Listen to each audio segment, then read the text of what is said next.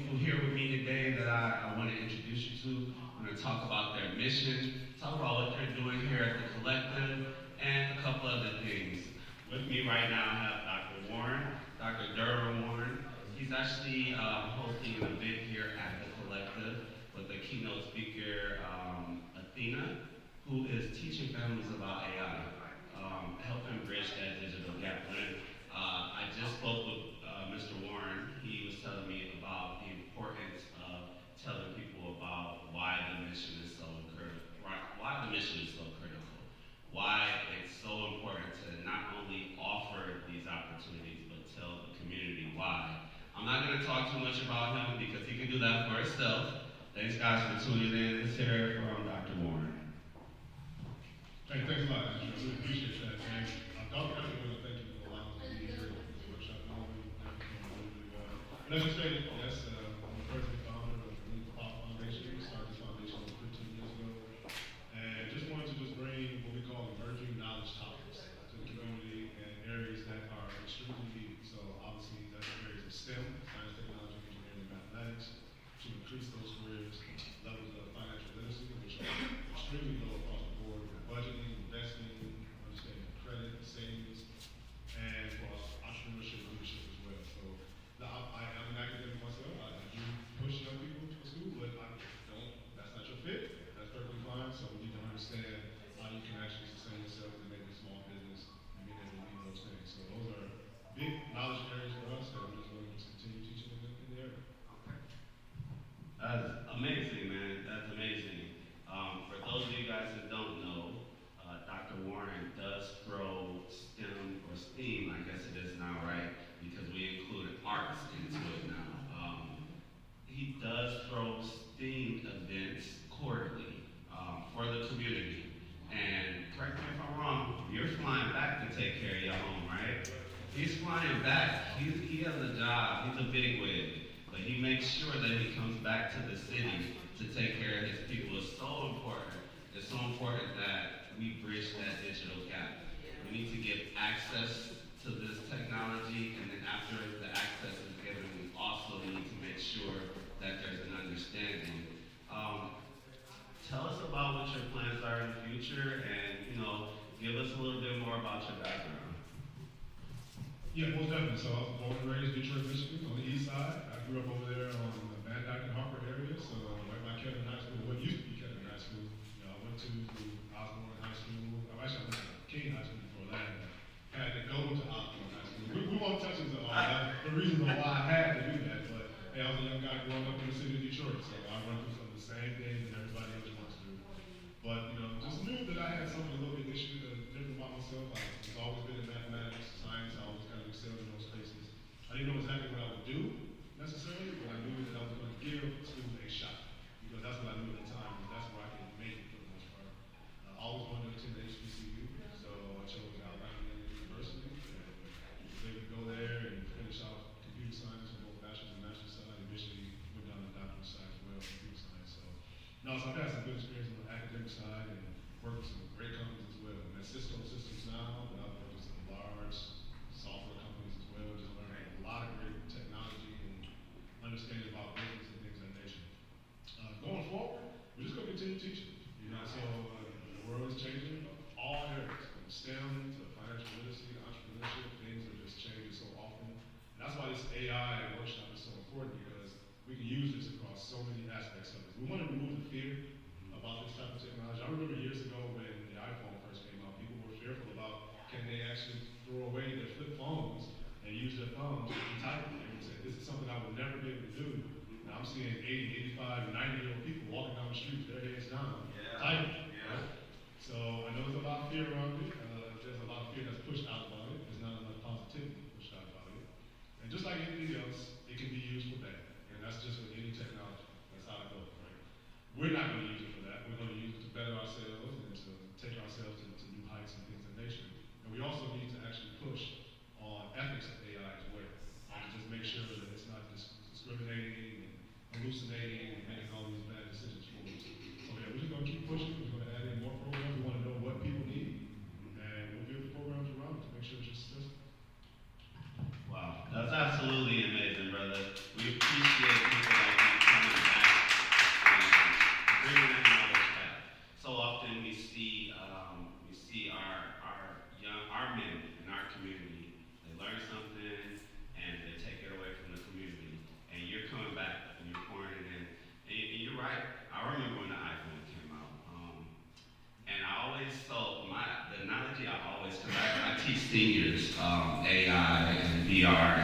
analogy I always tell them is, because they're a little skeptical.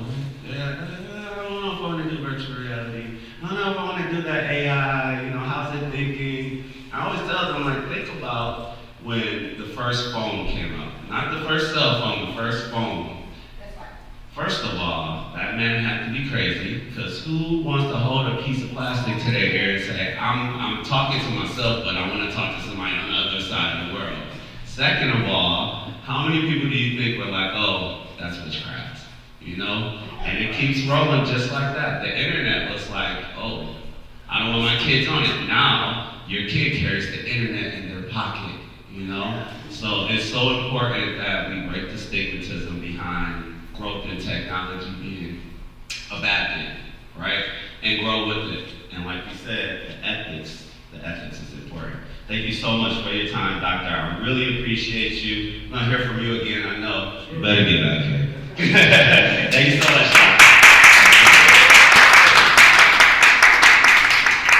It's so important, guys. It's so super important.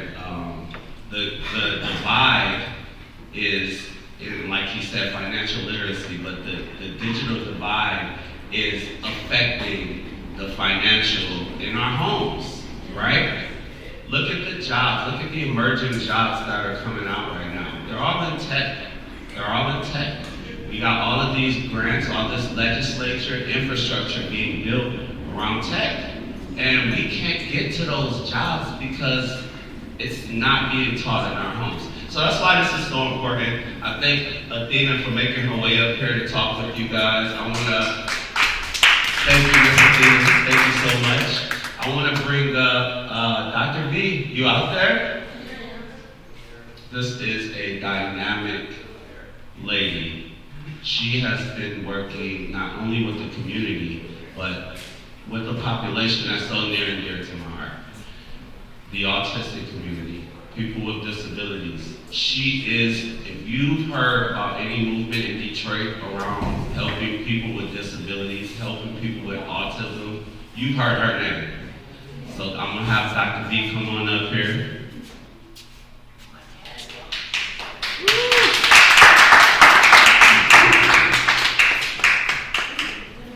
Oh, some stairs on this side. Here, I can. Yeah, some stairs over here. That's auntie, y'all. Yeah, I can get off too. That's all right, I got you. I used to see her. You good? I got it. Okay.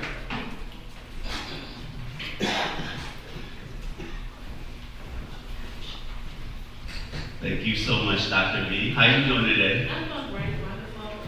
Happy to be in this space that you have created for our city of Detroit. Youth, they need technology, they need arts, they need science, they need crafts, they need everything that you put in this space. So, Dr. V has a thing about being really modest. I'm gonna ask you, but I'm gonna hold you accountable to tell everything, okay? I'm gonna ask you what you're doing and what your vision is moving forward. Tell us about the things you've already done, the events, the mini panels, the mini podcasts. Let's talk about your vision and how that combines with the vision here at the collective. Okay, so my vision for the collective, along with Educate Kids, Love Thy Neighbor, Dr. Lane, because she played an instrumental part of getting me moving. When I met her, my operation was up and thriving, but I decided I wanted to do more in the community. I was already doing things for the parents, the youth, the kids. So my vision is that we create a space so tight that our kids that live with autism and other disabilities, they have those opportunities that other kids have. They can learn, they can learn a little bit differently. They can learn, they can do anything. It takes patience, it takes drive, and it also takes letting go. So sometimes we hold on our kids too tight because we think they have a disability, but we never know what they can do unless we put them out there. And they need spaces where they can be put out there to be more productive. So here at the collective, we want to have a hub and work with Andrew because he has a vision along with us where we can bring everything and we can empower the community. Because as we have these kids that have these special needs, these gifts and talents, we also have the parents. And those parents also need to be able to thrive as well. And sometimes we get so busy taking care of our kids, we forget about ourselves. We want to create a space in the city of Detroit to let them know, even though they're living with a disability, they have autism, cognitively impaired, they can be successful in their own way. It may take them a little bit longer, but they'll get there. So I created as a package, went back up, because I was a mom and I struggled. I didn't have resources, I was connected but not yet connected. Which I mean by that is I belong to a sorority, I've incorporated, I belong to my church, and I sit on several boards. And I was great. Okay. So I sat on several boards, but we were missing something. And I lacked the knowledge. Even though I was educated, I was a master, I lacked the knowledge of how to raise my son. I had one son and 3 bonus kids. It was easy to raise them, but when I had Hezekiah, it became difficult. So I didn't want people to know that I did not know how to support him. So I created this space because I found a lot of times with different resources, we don't know how to get them. We don't want to reach out. We don't want them to go back. And so I want the public to know with the right help, they can be successful. And our city to know that we have to make sure we take care of our peers and our educators and give them something to do with this. Wow. Yeah, I just want to let you know, first of all, you did an amazing job with Hezekiah. Thank you. Okay? Business owner, college student, and just a stand-up person. Right? Secondly, I want to let you know another little secret. The other parents don't know what we're doing either. Okay? We have no roadmap. So as a parent, I fully respect you, and the fact that, I'm not writing it down as I go. The fact that you took your roadmap and you said, this could be useful for other parents in my shoes. Let me make sure that I put it together so that no one else feels alone in this like me. It's amazing, It's just like you said, sometimes we get so caught up in our kids, we don't even see we can't see the forest for the trees, And right? it was amazing because I was an educator before I had my son. I had a master's degree in special ed before I had my son. But I found the easiest work with other people's jobs than my own. And I think a lot of it came from guilt, it came from stress, it came that I did not want to be a favorite for the child. So that pushed me even more to make sure, because I know if I was feeling like that, there are other parents that feel like that, there are other educators that feel like that, and the community feel like that, because we don't want to do anyone out. So that was my whole goal, to make sure, not just my son, so I'm not just doing this for my son, because we have people coming behind me. I want them to see the progress, because I never thought that I would see a day where he would be able to advocate for himself. He was a runner, he was nonverbal, he just couldn't get it together. I could do praise and worship in church, but I had a young lady that would hold him every Sunday for me, and it made it light for me. So I could tear up. But this journey is not for publicity, for anything, because as an educator, as a community, an activist, an advocate, I see what you guys don't see. So there are a lot of parents behind the scenes that are struggling. And this is not out here for physical gain, monetary gain. I want to make sure, because I look at myself, I'm in my 50s, my son is 20. So I want to make sure that he's good, not just he's good, but other kids are good. Let's say a lot of grandparents, they're raising especially these kids. We want to make sure that we are making sure they can stand on their own 2 feet. I know we've come a long way, but we have a long way to go.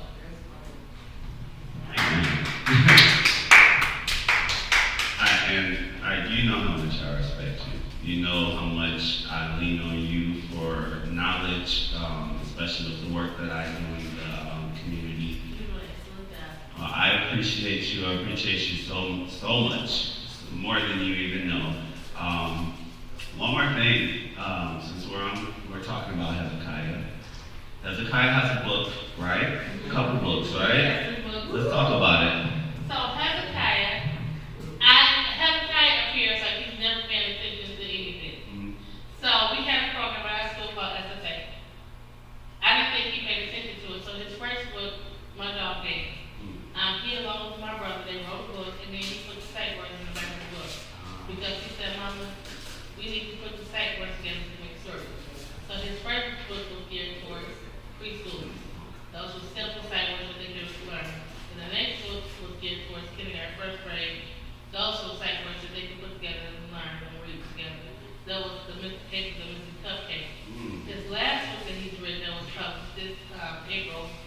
football came in the D Blue, which was giving resources to the community and let them know, okay, I'm artistic, but we need to let them know there are ways to make us get to where we need to be. Yes. So currently, we haven't put it out publicly, but nephew don't make me tell the whole world. He's doing an autobiography. If Zach can do it, I can do it too. Oh. So that book is going to be entailed because I don't make differences in them. If he don't want to go, I will take him anyway because he needs those social skills because he did not have those social skills. So he will tell me, he said, well, Mom, if Zach can do this, I can do it. Right. Zach is a football player. I'm not a sports person, but I'm a gamer. Zach is a comic person. Hey, I'm going to be popping my own way. So we're writing an autobiography on what it is to be a young black male living with autism. You have disparities that other people may not have. You have challenges that other people may not have. You face things you may not have, and you're not always sociable. So he's letting them know if Zach can do it, I can do it too. Which is his own autobiography. We're slowly getting it done because there's some things that I have to guide him through. He was diagnosed at 4 years old. He remembers everything he got before jump. He remembers everything. So we put it together because with this book, I also want to be a guide of the community. We had challenges, we had struggles, and you saw some of them. Some of you didn't see because I didn't want the public to really see me struggling. Then I'm learning we have parents with depression in the background because they can't allow people to see things. We have parents. I'm so sorry. We have parents, their kids are literally scared of their homes and they can't control it. We went to that phase, he did it one time, I don't know what happened, he did it no more. He said, okay, you know this up, this is where you sit. So we have to teach parents concepts. And we have to teach the kids concepts. Then we have to teach them how to become. Yes. Because my baby reads all my careers, he reads my things, so we just have to teach the parents. And provide the conversation with parents. That's why I do a small family chat. And those chats, our sisters, family support groups, I don't post on social media because our family won't do a lot. Yeah. And everything is not for social media. But I do a lot of workshops for the parents, I do a lot of events for the parents because it's a population that we don't focus on. You know you're amazing. I just thank God for the opportunity. I thank God because I used to question God. I thank God for my journey because I see it's not had time to help me, but my oldest baby, my grandson, he had autism. And he said to me, well, Mom, you made a lookie. That's what mamas do. But That's it what was mamas very do. hard. It was very Wow. Okay. So, and then correct me if I get this wrong. You can find Dr. V, Dr. Vertongie Kendrix, right? On Instagram under her baby's company name, which is Hezekiah Kids. Facebook. On Facebook, the same. And we're working on our website. It's under construction. Website's under construction. Website, I might be able to help you with that. And also one more thing, and then I'm gonna let you go. Where can they get the book? They can get the books from my brother's website, Kendrix and Kendrix, or they can contact me directly. Okay, so websites Kendrix and Kendrix, or contact her directly. Contact us at the Collective Facebook page, because that's where you'll be watching this, and then we'll get in contact with her. If you want to see these amazing books, I have one. He does a very good job. Thank you so much, Dr. B.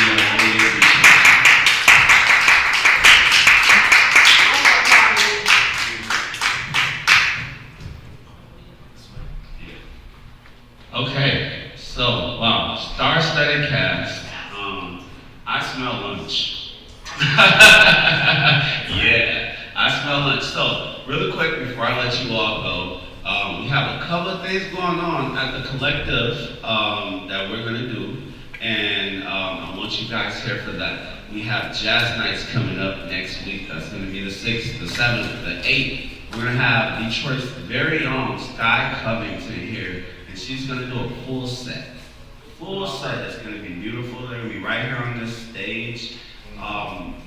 We also have a couple of more events. Please stay tuned on our Facebook page. Thank you guys so much for tuning in. As the info comes in, we'll get it back out to you guys. Until next time, peace.